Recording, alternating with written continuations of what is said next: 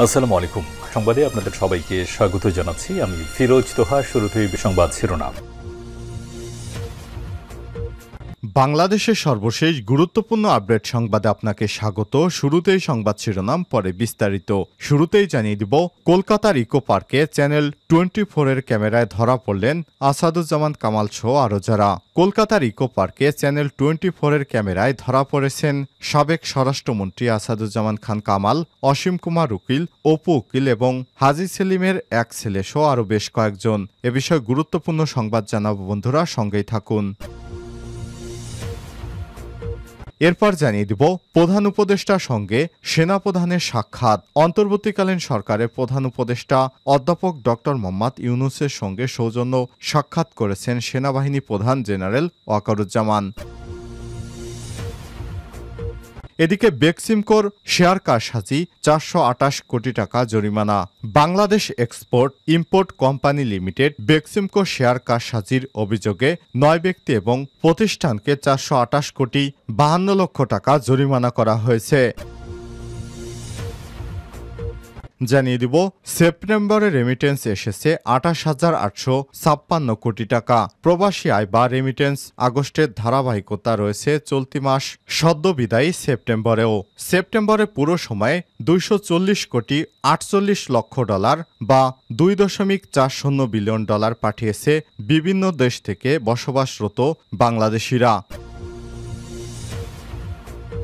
এবারে জানাবো, খাগড়াছড়িতে 144 ধারা জারি। খাগড়াছড়িতে গণপিটুনিতে শিক্ষক নিহতের জেরে দুই পক্ষের মধ্যে সংঘর্ষ হয়েছে। পরিস্থিতি বিবেচনায় জেলা সদরে অনির্দিষ্টকালের জন্য 144 ধারা জারি করা হয়েছে। মঙ্গলবার 1 অক্টোবর দুপুরে খাগড়াছড়ি জেলা প্রশাসক মোহাম্মদ শহীদুজ্জামান 144 ধারা জারির বিষয়টি গণমাধ্যমকে নিশ্চিত করেছেন।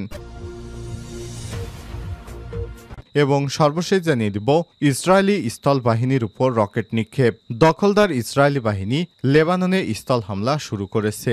তাদেরকে লক্ষ্য করে লেবাননের সশস্ত্র গোষ্ঠী হিজবুল্লাহ যোদ্ধারা রকেট হামলা চালিয়েছে। হিজবুল্লাহ বলছে, তারা মঙ্গলবার 1 অক্টোবর সকালে ইসরায়েলি সীমান্ত শহর মেলুটায় ইসরায়েলি সেনাদের লক্ষ্য করে রকেট ছুড়েছে। বিবিসির এক প্রতিবেদনে বলা হয়েছে, রকেটের একটি ব্যারেজ উৎক্ষেপণ করা হয়েছে। এর 25 মিনিট আগে আর্টিলারি ফায়ার করে ইসরায়েল। আইডিএফ ঘটনার সত্যতা নিশ্চিত করেছে। তাদের দাবি, সীমান্ত এলাকায় বেশ কয়েকজন আকাশ প্রতিরক্ষা ব্যবস্থা সক্রিয় করা হয়, যা প্রায় 5টি উৎক্ষেপিত রকেট শনাক্ত করে। কিছু রকেট আকাশেই ধ্বংস করা হয়েছে, কিছু খোলা ভূমিতে আঘাত করে দুর্ঘটনা ঘটায়। সোমবার ইসরায়েলি সামরিক বাহিনী উত্তরে মেটুলা, মিজগাব আম এবং কাফার গিলাদির আশপাশ এলাকাগুলোকে ক্লোজ মিলিটারি জোন ঘোষণা করে প্রবেশ নিষিদ্ধ করেছে। সেখানেই হামলা করে হিজবুল্লাহ, যদিও তা সফল হয়নি বলে জানা যাচ্ছে। প্রিয় দর্শক, এতক্ষণ শুনছিলেন সংবাদ শিরোনাম, এবারে বিস্তারিত।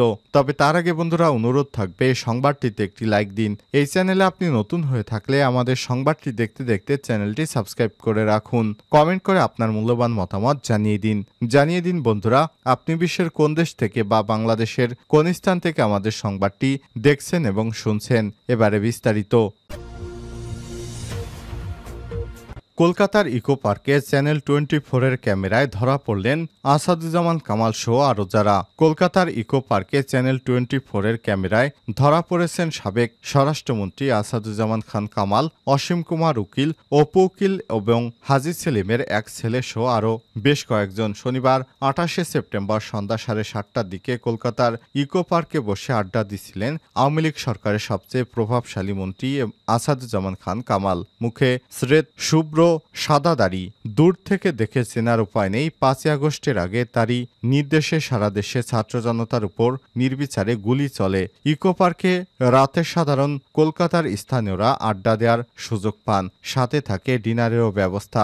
নিরাপদ ভেবে সেখানেই বসে আড্ডা দিছিলেন সাবেক স্বরাষ্ট্রমন্ত্রী আসাদুজ্জামান খান কামাল। সাথে ছিলেন আওয়ামী লীগ নেতা অসীম কুমার উকিল, অপু উকিল ও হাজী সেলিমের ছেলে সহ আরও বেশ কয়েকজন। তবে তাদের এই আড্ডা বেশিক্ষণ বেশিক্ষণ স্থায়ী হয়নি। কিছু বাংলাদেশি জড়ো হয়, দ্রুতই সটকে পড়েন তারা। তবে ভিডিও করতে আসা কিছু অপরিচিত মানুষের কাছ থেকে জানা গেছে তারা সে সময় পার্কে থাকা কিছু বাংলাদেশি বিষয়টিও নিশ্চিত করেছেন। পার্কের দায়িত্বে থাকা ব্যক্তিরা বলছেন বাংলাদেশিরাও ইকো পার্কে বেড়াতে আসেন, তবে এখন সংখ্যায় অনেক কম। এদিকে আসাদুজ্জামান খান কামালকে ধরতে দেশে 4 দফা অভিযান চালালেও ব্যর্থ হয়েছে আইনশৃঙ্খলা রক্ষাকারী বাহিনী। কিন্তু তাকে ধরতে না পারলেও এর মধ্যে তার ছেলেকে ধরে ফেলেছে পুলিশ। প্রধান উপদেষ্টার সঙ্গে সেনাপ্রধানের সাক্ষাৎ। অন্তর্বর্তীকালীন সরকারের প্রধান উপদেষ্টা অধ্যাপক ডক্টর মোহাম্মদ ইউনূসের সঙ্গে সৌজন্য সাক্ষাৎ করেছেন সেনাবাহিনী প্রধান জেনারেল ওয়াকারুজ্জামান। মঙ্গলবার 1 অক্টোবর দুপুরে সরকারি বাসভবন যমুনায় তিনি প্রধান উপদেষ্টার সঙ্গে সাক্ষাৎ করেন। প্রধান উপদেষ্টার প্রেস উইং কর্মকর্তা বিষয়টি নিশ্চিত করেছেন।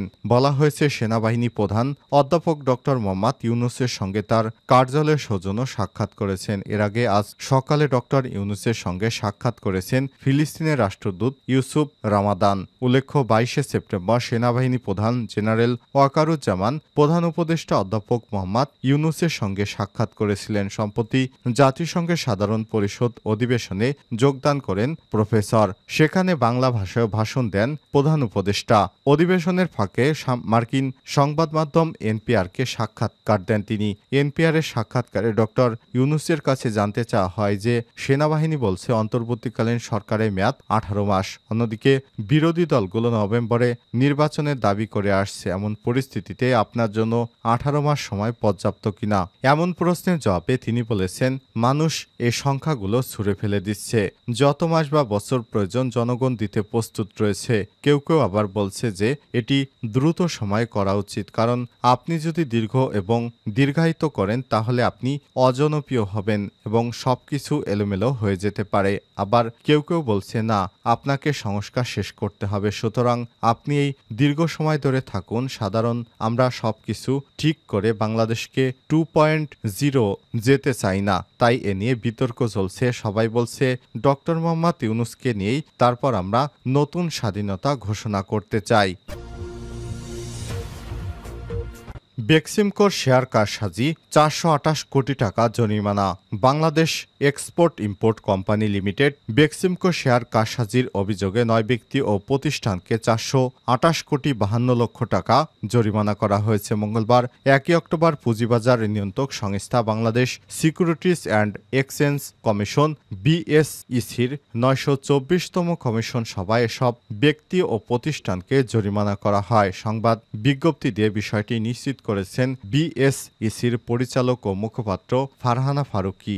বিজ্ঞপ্তিতে আরও বলা হয়েছে, বেক্সিমকোর শেয়ার কারসাজির মাধ্যমে সিকিউরিটিজ অ্যান্ড ভ্যাট কর 9 ব্যক্তি ও প্রতিষ্ঠানকে মোট 428 কোটি টাকা জরিমানা করা হয়েছে। জানা গেছে, মুশফিকুর রহমানকে 125 কোটি, মারজানা রহমানকে 30 কোটি, মমতাজুর রহমানকে 58 কোটি, জুপিটার বিজনেসকে 22 কোটি 50 লক্ষ, এআরটি ইন্টারন্যাশনালকে 70 কোটি, আব্দুর রৌফকে 31 কোটি, সিক্রেট লিমিটেডকে 73 কোটি টাকা জরিমানা করা হয়েছে। সেপ্টেম্বরে রেমিটেন্স এসেছে 28,856 কোটি টাকা। প্রবাসী আয় বা রেমিটেন্স আগস্টের ধারাবাহিকতায় রয়েছে চলতি মাসেও। চলতি সেপ্টেম্বর মাসে পুরো সময় 240 কোটি 48 লক্ষ ডলার বা 2.40 বিলিয়ন পাঠিয়েছে বিভিন্ন দেশে বসবাসরত প্রবাসী বাংলাদেশিরা, যা বাংলাদেশি মুদ্রায় প্রতি ডলার হিসেবে হিসেব করে 28,856 কোটি টাকার বেশি। বাংলাদেশ ব্যাংকের সর্বশেষ প্রতিবেদন বলছে, সদ্যবিদায়ী মাস সেপ্টেম্বরে দিনে 240 কোটি 47 লক্ষ 90 হাজার ডলার রেমিটেন্স পাঠিয়েছে প্রবাসীরা, আর প্রতিদিন এসেছে 8 কোটি ডলারের বেশি বা প্রায় 962 কোটি টাকা। যদিও আলোচিত সময় কোনো রেমিটেন্স আসেনি 7 ব্যাংকের মাধ্যমে। তথ্যগুলো পর্যালোচনা করে দেখা গেছে এটি গত মাস আগস্টের চেয়ে সেপ্টেম্বরে 18 কোটি ডলার বেশি। গত আগস্টে এসেছিল 222 কোটি 41 লক্ষ ডলারের রেমিটেন্স, আর গত বছরের একই মাসে সেপ্টেম্বরে 2023-এর চেয়ে 107 কোটি ডলার বেশি এসেছে।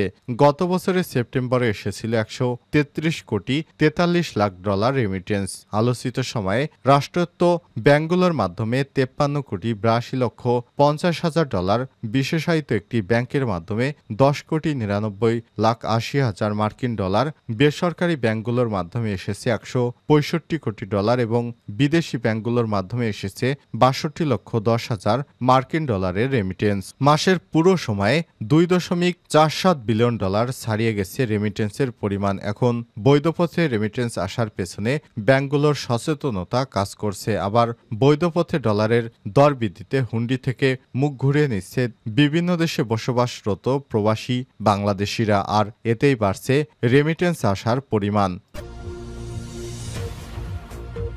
খাগড়াছড়িতে 144 ধারা জারি। খাগড়াছড়িতে গণপিটুনিতে শিক্ষক নিহতের জেরে দুই পক্ষের মধ্যে সংঘর্ষ হয়েছে। পরিস্থিতি বিবেচনায় জেলা সদরে অনির্দিষ্টকালের জন্য 144 ধারা জারি করা হয়েছে। মঙ্গলবার 1 অক্টোবর দুপুরে খাগড়াছড়ি জেলা প্রশাসক মোহাম্মদ শহীদুজ্জামান 144 ধারা জারির বিষয়টি গণমাধ্যমকে নিশ্চিত করেছেন। জানা গেছে, মঙ্গলবার বেলা 11টায় খাগড়াছড়ি টেকনিক্যাল স্কুল অ্যান্ড কলেজের শিক্ষক সোহেল রানাকে একই প্রতিষ্ঠানের ছাত্রীকে ধর্ষণ চেষ্টার অভিযোগে অধ্যক্ষের কক্ষে অবরুদ্ধ করে রাখে পাহাড়ি শিক্ষার্থীরা। দুপুর 1টার পর গণপিটুনি দেয়া হলে ওই শিক্ষকের মৃত্যুর ঘটনা ঘটে। এ খবর ছড়িয়ে পড়লে সদর উপজেলা থেকে চেঙ্গি স্কয়ার পর্যন্ত পাহাড়ি বাঙালি দুই পক্ষের মধ্যে ধাওয়া পাল্টা ধাওয়ার ঘটনা ঘটে।